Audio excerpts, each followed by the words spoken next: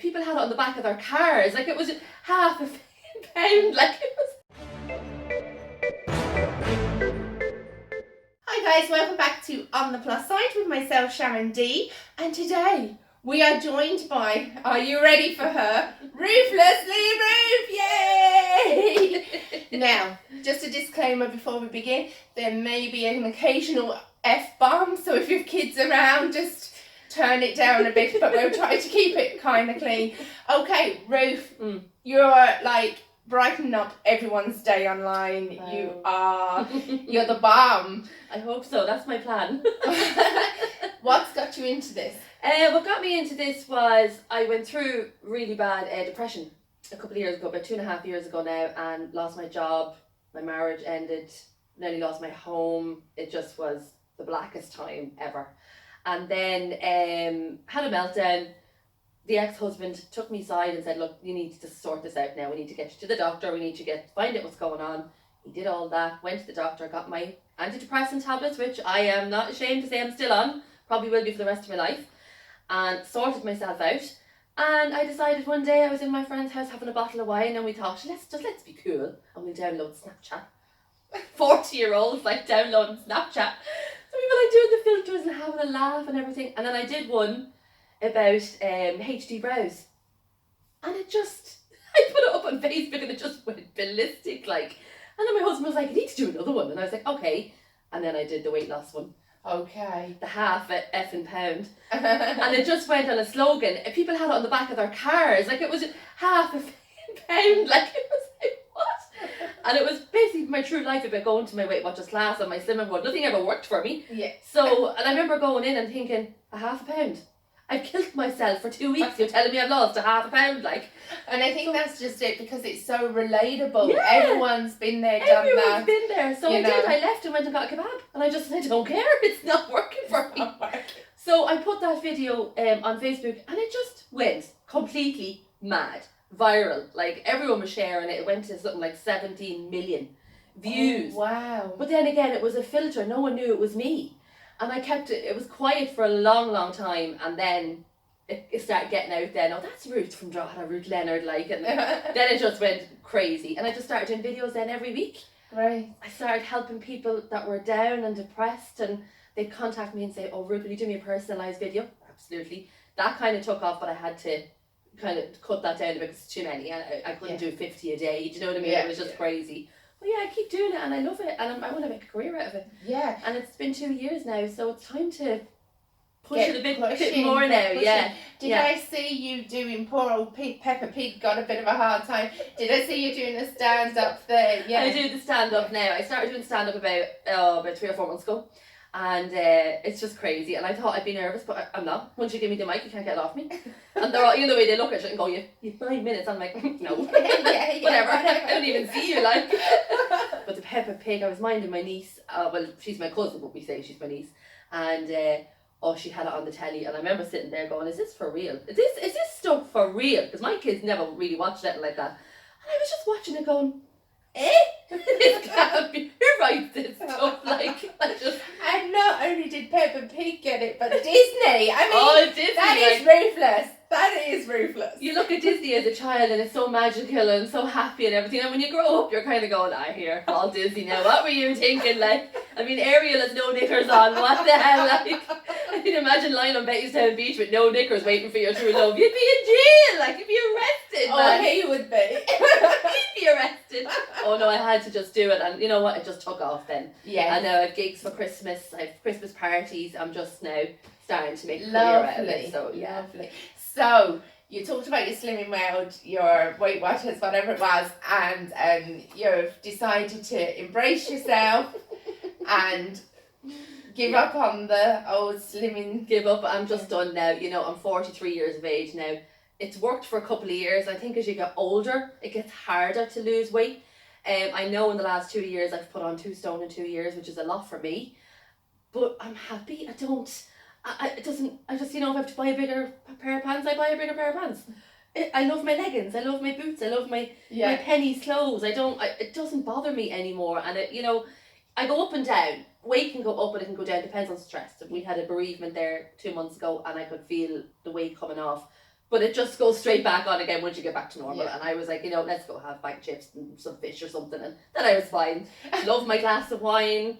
I don't smoke. I don't do drugs. I do anything like that. I love my wine. And I am not giving that up for nobody. Yeah. And it's just simple as that. Like, love my takeaways. I just love my food.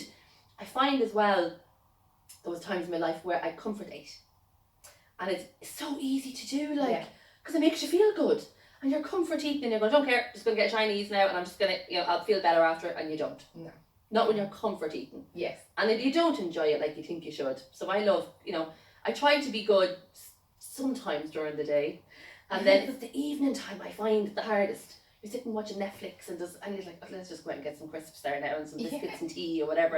And that's the thing, So is there a lot more coming from you around women and the body image and the whole weight loss side of things? Yeah, I think, and as well, I think me trying to make a career out of comedy is hard because people have this perception of the perfect woman. There's no such thing as the perfect woman. And a comedian gets on the stage, you could be any size you want if you're making people laugh. If they say to me, oh, you're too big to do this, or you're too old, next, move on, because they're wrong. Yeah. You can be up on that stage and you can be any size and you can be any age. Is it harder for women comedians in Ireland? Absolutely. It's so hard to break out as a woman because some men can be just naturally funny. Yeah. And men just get up in the morning, put gel in their hair and they're gone. Women are so different, and women are more conscious of what they look like, whereas men aren't. Do you know what I mean? Men can get up on stage and take the piss out of whatever they want and it's funny. It's very hard for women. Is there a whole thing about a roughness of a woman, having to keep the line, keep them in a nice pretty box? Yeah, keep them in their nice pretty box there, and then you'd be sitting there and you'd be like ordering food. I love this, right? And people are looking at you. Or you think people are looking at you. Right. But they're not. That's the point. And I'm there going, well, I just get a salad, because they're, if I get a big, turkey and ham dinner, they're probably going to look at me and say, why is she getting a turkey and ham dinner? But they're not. I know they're not. It's all in here. You think they are, but they're not. But if a man goes in and orders, a big daddy burger and 6 bags of chips, no one looks at them. It's the woman thing. Yeah. Oh, and I'm just at a stage now where I don't care anymore. And there's a whole freedom with that. I don't know, is it attitude? Is it age? Is it getting comfortable in your own skin at a certain, I remember hitting 40 and being like, you don't I am what I am. Oh, well, I'm older than you now, if I put it that way. But I remember hitting 40 and going, that was it for me. That was a big turning point for me. Yeah. 40, and people say to you, when you hit 40, you just won't care anymore. And I'm like, no, it changes everything. And that's when I hit rock bottom just after my 40th. Right. And then I picked myself back up and moved on and realised, hang on a second, you're in this world for a good time. You're not here for a long time. You know what I mean? Yeah. Make the best of it. And I think that's with Ruthless. I feel I've done it. I've made people laugh. I've made people happy. I talk about ways people come on to me and say, oh, Ruth, I've put up a stone in the last 2 months and I look awful. And I'm like, okay, why have you put on? What have you done that's put up? What happened to you? Do you know what I mean? Yeah. And if it's comfort eating, you'll get out of it. Yeah. It won't last forever. And if it is comfort eating, I think a huge point is if it is comfort eating, working on what you're eating isn't going to work. You need to work out why you're eating it. And then that's when you don't even have to think about it. Yeah. So I've been there, done that. I'm huge comfort. A lot of women have, and there's a very small percentage of women that I look at these women that are, obviously fair play to them. They've never gone over a size 8 or 10. I know a lot of people, and fair play. It's just, but it's a small percentage. Yes, it really is, because the women are meant to be curvier, and I love the 50s style, the 60s style. I was never stick thin. I never want to be stick thin, but people who do, absolutely fair play to them, but it'll never be me. Yeah. And I don't think I'd even look right. And I think right. it's all about that. It's finding your beautiful. It's finding what makes you happy and how you feel. Yeah. And if I have a big tummy one day, then you know what, I have a big tummy one day, it is what it is. And we all have our periods, and we're women and we've babies. Our bodies are never going to be the same again after you have children. Let's be honest, people. Men never have to have children, so they don't have to worry about stretch marks. Well, actually, research shows that men put on weight during a woman's pregnancy. But they probably do, because they're eating what we're eating. That's a new sketch for you there, the dad bod. And we're allowed to put on the weight because we're pregnant, like they're not. Yeah. But then to lose it after pregnancy is even harder again. And I think that's the thing, we're not being realistic, and it is an Instagram world, it is a filtered world, not the kind of filter you do for the crack. If you see, it'll always make me look thin. give your Facebook handle out there so that people can. It's ruthlessly Ruth, is it? Totally ruthless. Totally ruthless. Ruthlessly Okay. Ruth. Yeah, ruthless. Well, you know, kind of half there. It's my age, Ruth. It's early morning. It's early morning. Yeah. So totally ruthless, and Yeah. we'll put the link in the comments down below. And yeah, you have the filter, the lips and the eyes, you know, but that's for fun. But what I was saying was the filter now, we're living in Instagram life, it has to be perfect. Oh, it has to be perfect. Yeah. And it's not real. No. And it's not real. And our island's got cracks, that's why we set it up, because it's like, well, everybody wears clothes. So why look at clothes on a size 8 and think you're going to look that way in that dress? Yeah. Do you know, you're not. There's one of the sketches I did and it was true. And pennies. Like, I love pennies, and it's great because it's stretchy clothes and all that, you know. And okay, I'm a size 16, 18, so what? Like, what I don't understand is when you go in to get your jeans, they're on the bottom shelf. You've got these 5 shelves, and you've got size 6 to 8, which is fetus. I mean, you pick them up when they're that size, and then you have to get down on your knees and dig for your size on the Just ground. giving us an ab workout. I'm like, they're making me get up and down and up and down. I'm like, oh my god, just because it's a bigger size, why not put the bigger size on the top, put the smaller size on the bottom? Or you have to always go fishing behind. Yeah, you can never all the find smaller your size. sizes at the side, and you just know to put your hand behind. And everyone knows that when you're down on your knees with your ass up in the air, you're looking for your size. And it's like, for fuck's sake, lads. We're all equal here, you know? No, that is a really good point. And don't get me started if you've big feet, because I'm a 6, so those you know. shoes, the shoes. Oh my god. My husband calls me Krusty. Big feet, Krusty the Clown. So, where is this heading to? Well, I really do hope that I head somewhere. I really would love to start getting my stand-up more often, and then the dream is to have my own show. Right. Is to tour. The Totally Ruthless show. Yeah. And I want to tour all around Ireland. Not ruthlessly. The totally ruthless. Totally Ruthless, and just one of those shows where you just have a laugh. Yes. And take the piss and just have the crack. It could be full of women. I don't care if it's full of men. Whoever wants to come to it, but that's that's what I'm trying to do, and I'm in talks with a guy from RTE at the moment, and I'm hoping that it's going to work out for me, you know. Yes. Producers out there, just give me a shout. Yeah, exactly. You've seen it here. I don't need permission.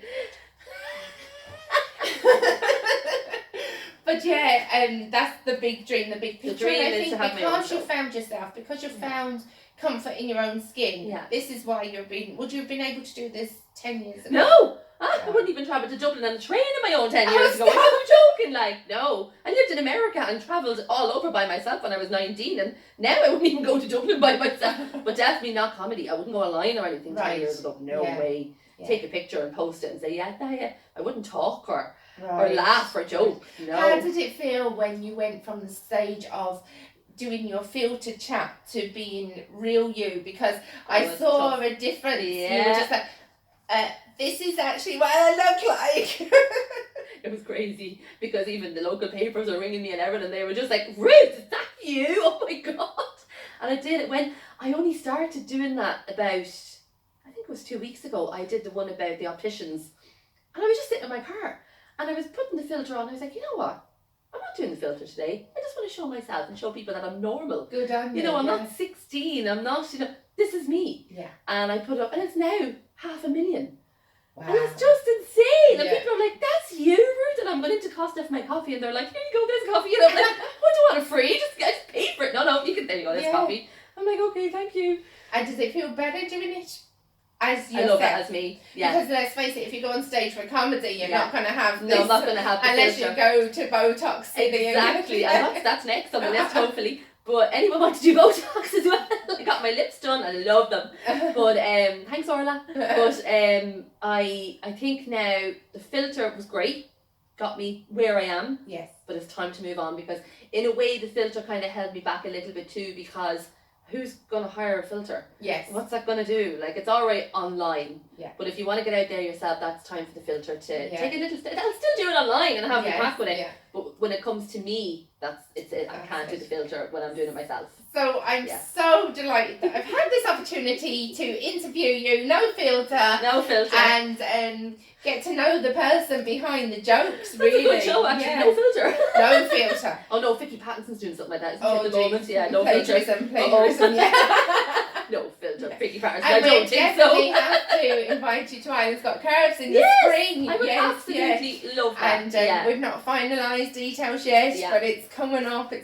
Yeah, I'll And, definitely be into that. Like, Give you an old mic Yeah. there with no filter. Look, thank you so much, thanks for having guys. me. If you have any questions about comedy, about anything Ruth said today, drop them down below. I'm sure she'll get back to you. I will. And I'll hop on over. And if you haven't seen, I mean, who hasn't seen you at this stage? If you haven't seen Ruth, get on over to her page. We'll see you next Wednesday at 8 p.m. Bye. Thanks, Karen.